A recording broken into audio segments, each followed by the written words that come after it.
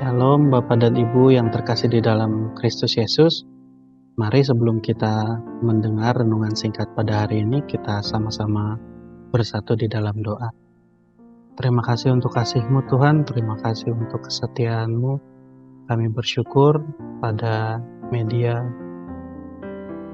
di mana kami boleh merenungkan sebagian dari firman-Mu. Biarlah Roh Kudus menolong kami, menjadikan pesan yang khusus berbicara di dalam hati dan pikiran kami, dan menjadi terang bagi langkah kami. Lembutkanlah hati kami Tuhan, supaya kami boleh dibentuk seperti yang Tuhan mau. Hanya di dalam nama Tuhan Yesus kami berdoa. Amin. Pada hari ini kita akan mendengar tentang saksi atas kebangkitan Kristus. Mari kita sama-sama lihat dari 1 Korintus 15 ayat 1 sampai 11. Ada ayat yang pertama, dan sekarang saudara-saudara, aku mau mengingatkan kamu kepada Injil yang aku beritakan kepadamu dan yang kamu terima, dan yang di dalamnya kamu teguh berdiri. Oleh Injil itu kamu diselamatkan, asal kamu teguh berpegang padanya seperti yang telah kuberitakan kepadamu. Kecuali kalau kamu telah sia-sia saja menjadi percaya. Sebab yang sangat penting telah kusampaikan kepadamu, yaitu apa yang telah kuterima sendiri, ialah bahwa Kristus telah mati karena dosa-dosa kita, sesuai dengan kitab suci. Bahwa ia telah dikubur dan bahwa ia telah bangkit pada hari yang ketiga, sesuai dengan kitab suci. Bahwa ia telah menampakkan diri kepada Kefas dan kemudian kepada ke-12 muridnya. Sesudah itu ia menampakkan diri kepada lebih dari 500 saudara sekaligus. Kebanyakan dari mereka masih hidup sampai sekarang, tetapi beberapa di antaranya telah meninggal. Selanjutnya ia menampakkan diri kepada Yakobus, kemudian kepada semua rasul. Dan yang paling akhir dari semuanya, ia menampakkan diri juga kepadaku, sama seperti kepada anak yang lahir sebelum waktunya. Karena aku adalah yang paling hina dari semua rasul, bahwa tidak layak disebut, bahkan tidak layak disebut rasul, sebab aku telah menganiaya jemaat Allah. Tetapi karena kasih karunia Allah aku adalah sebagaimana aku ada sekarang, dan kasih karunia yang dianugerahkannya kepadaku tidak sia-sia. Sebaliknya aku telah bekerja lebih keras daripada mereka semua. Tetapi bukannya aku, melainkan kasih karunia Allah yang menyertai aku. Sebab itu baik aku maupun mereka, demikianlah kami mengajar, dan demikianlah kamu menjadi percaya. Pada perikop ini kita melihat Rasul Paulus menulis surat kepada jemaat di Korintus, menjawab tantangan yang dihadapi jemaat Korintus pada saat itu. Termasuk di pasal yang 15 ini mempertanyakan tentang adanya kebangkitan orang mati. Sehingga kesaksian akan kebangkitan Kristus dinyatakan sejak ayat yang pertama pada pasal 15 ini. Bahwa kalau kita lihat disampaikan Kristus telah mati karena dosa-dosa kita di ayat yang ketiga. Di ayat yang keempat, ia telah dikubur, dibangkitkan, dan ia telah menampakkan diri. Bukan hanya pada satu orang, tapi kepada banyak orang. Kepada Kefas, 12 murid, 500 saudara sekaligus, dengan catatan kaki yang kita bisa lihat di 1 Korintus ini, termasuk yang teristimewa di ayat yang ke-8, bagaimana Tuhan menampakkan diri kepada Paulus, yang namanya Saulus saat itu dalam perjalanannya ke Damsyik. Itu adalah satu kesaksian yang diingatkan kepada jemaat Korintus, bahwa ada begitu banyak orang yang menyaksikan kebangkitan Kristus, dan karena kuasa kesaksian itu, betapa Paulus ingin mengerjakan kasih karunia yang dianugerahkan kepadanya dengan bekerja lebih keras atas dasar kasih karunia Allah yang menyertai.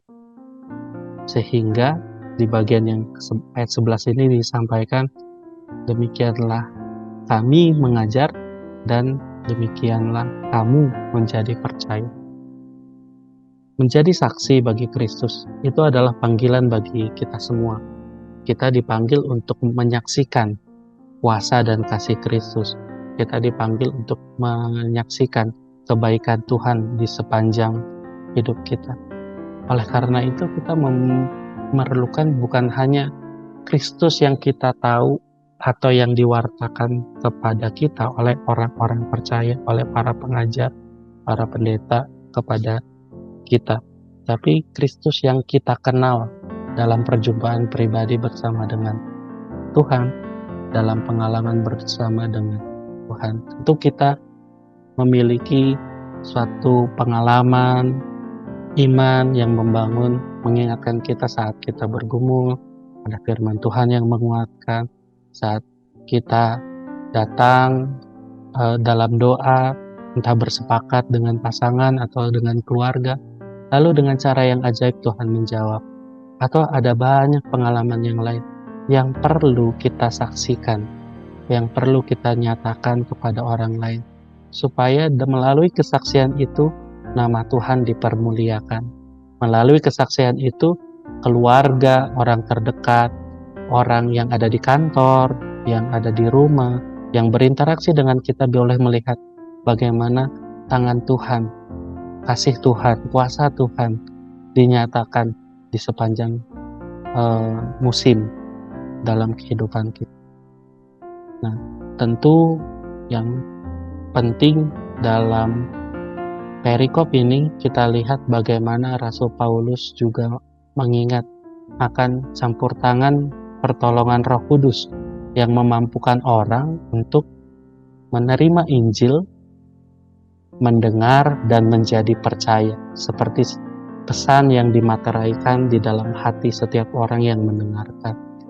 Dan itulah yang menjadi dasar atas pertolongan Roh Kudus, atas kasih karunia Allah, kita bisa dimampukan menjadi saksi-saksi Kristus.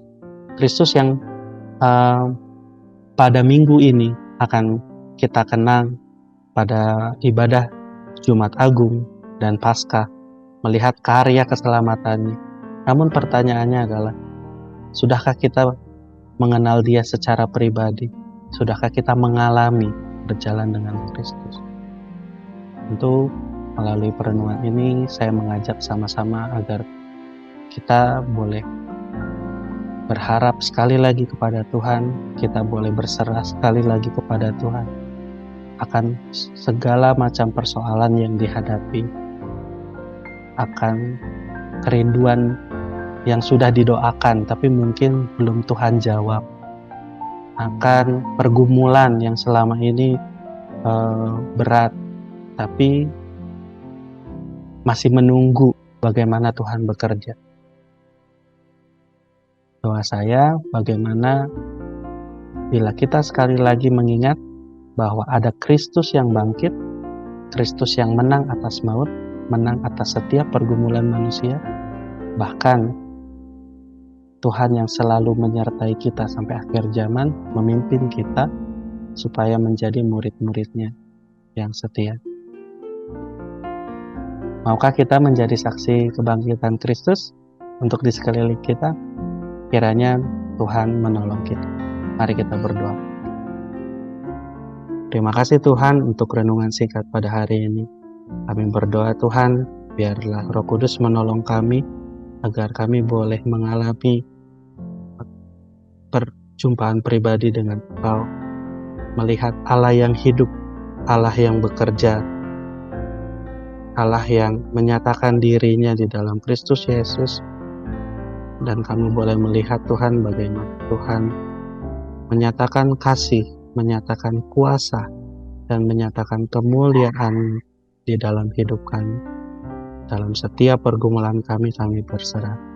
Biarlah Tuhan, jadilah kehendak-Mu di dalam kehidupan. jemaat-Mu GKI Cimahi. Terima kasih Tuhan, hanya di dalam nama Tuhan Yesus kami mengucap syukur. Amin.